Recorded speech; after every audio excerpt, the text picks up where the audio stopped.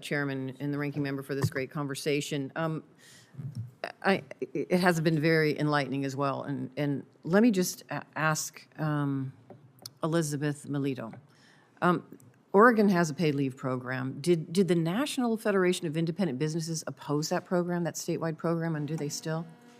Yes. Why? NFIB did. Why? Our members, we are member-driven, and our members took a look at it and opposed it. It was not the right thing for them. It does not offer flexibility. It's a one-size-fits-all. So it's challenging. Again, not all businesses are created equal, and there's a cost associated with it. And the harm to the businesses, can you explain? Was it harmful in the sense that it put some folks out of business, small businesses couldn't afford the cost? So a couple things. There's the payroll cost there, so there is a cost on the business. So there's an employer side payroll cost there too. Okay. There is the record keeping, the administrative burden there, because there is some burden on the employer with adapting their payroll system to account for it there too. They also need to become familiar with the program, so there's a learning curve there too with familiarity, so they can answer their employees' questions about the program there. Okay. And then there is also too the potential, for workers to take extended leave and the strain on other employees. Not that an employer would necessarily not offer the leave. They probably, again, as I said before, I keep saying, most small business owners do offer a paid leave program, but it might be a PTO program, so it's all sort of in one bucket there, not necessarily as formalized, a formal policy there. So. And the Oregon law didn't exempt or carve out those small businesses that already have a different form of paid leave? It did not. Okay. No, to my knowledge, it did not, but yeah. Thank you. Mr. Verhoeven, I'm curious, your examples, or can you talk a little bit about how you perceive the Oregon program, and did you see those challenges as well, or I'm just interested in the state program? Yeah, thank you, Senator, for the question. I do not see those challenges. Again, I'm a small business owner. I'm the HR department, and our working with our government program has been as easy as a software update to our payroll system and a poster in the break room. It's made it incredibly simple for me to afford the kind of benefits that I otherwise couldn't and offer them to my workers to, again, build that stability in their home, which gives me stability in the workplace and leads to retention, improved retention, opportunities for promotion, and growth for my business. And how many employees do you have?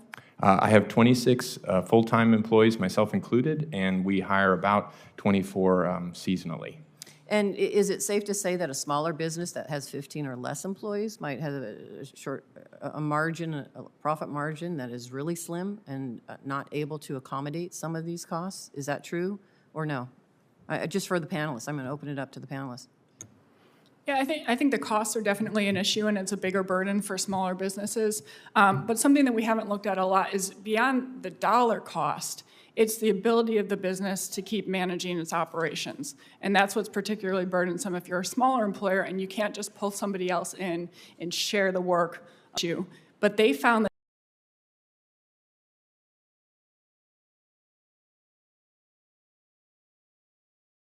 that they had so many people fill their mission, and so they actually had to pull that back.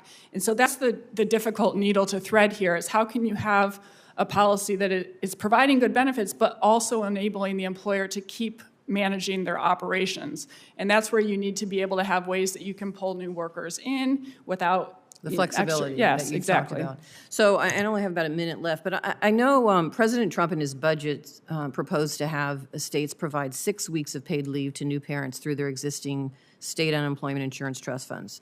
While I think there could be promise in helping states expand paid leave, this proposal didn't include any federal support and left all the details to the states, which I question whether that helps those states, particularly for those less affluent states. If they don't have federal support, they're going to be able to do this. So I guess my question to the panel is, looking at this flexibility, looking at what the state's done, should there be federal support as well as part of this? Should it be both state and federal support coming in to address the paid leave? And Let me start with Ms. Fry, because it looks like you have an answer. Yeah, no, I will quickly say that you're absolutely right that I think we need a federal program. I mean, that was proposed during the Trump administration and during the Clinton administration. They had a similar, a closely similar program that would have tapped UI.